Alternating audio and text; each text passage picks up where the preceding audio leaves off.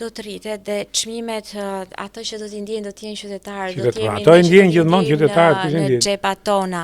Dhe këtu ndonjëherë dua që shpesh dua dhe e shikoj me shumë vëmendje edhe mediat këtu në Shqipëri. Mungon ai debati realist ndoshta që i prek qytetarët. Okej, ne do të rrisim buxhetin e mbrojtjes, po nga do t'i marrim? Se ne nuk është se prodhojmë, s'kemi ndonjë avantazh të krahasuar në prodhimtari.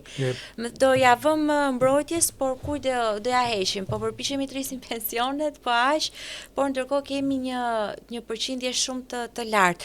Dhe po shikoja pak të dhënat financiare, shqiptarët në mos gaboj deri tani paguajnë diku te $160-190 për mbrojtje dhe këto shpenzime do të shkojnë deri në $500. Kështu që është një ndryshim goxha i madh në xhepat tona dhe ndoshta do të ishte pak mirë të shikonim. Ndjes se kaluam nga niveli makro dhe erdhëm tek Shqipëria. Fundja Shqipëria në intereson.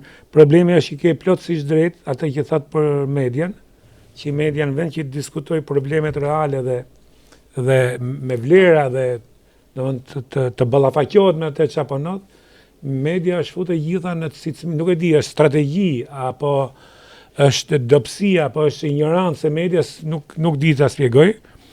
Apo kështu dhe media rrin fuqi me gjithë politikën, por pensionet nuk shesin është fut në banalitetin e parlamentit dhe të politikës që domethënë sinqerisht është bërë neveri dhe nuk ka asnjë vlerë më.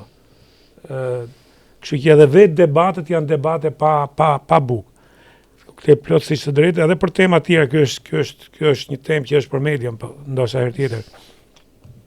Megjithatë, ju thatë ato se çfarë mund të jenë të mundshme për ta qetësuar gjendjen në një farë mënyrë ose për të bërë një hap pozitiv.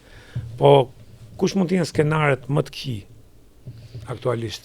Skenari më i keq aktualisht nga ai i cili friksohen të gjithë është ndoshta fakti që Irani ndoshta nuk është afër prodhimit të bombës bërthamore, por ndoshta e ka arritur dhe e ka gjatë tashmë bombën bërthamore dhe e ka dhe aftësinë për të goditur.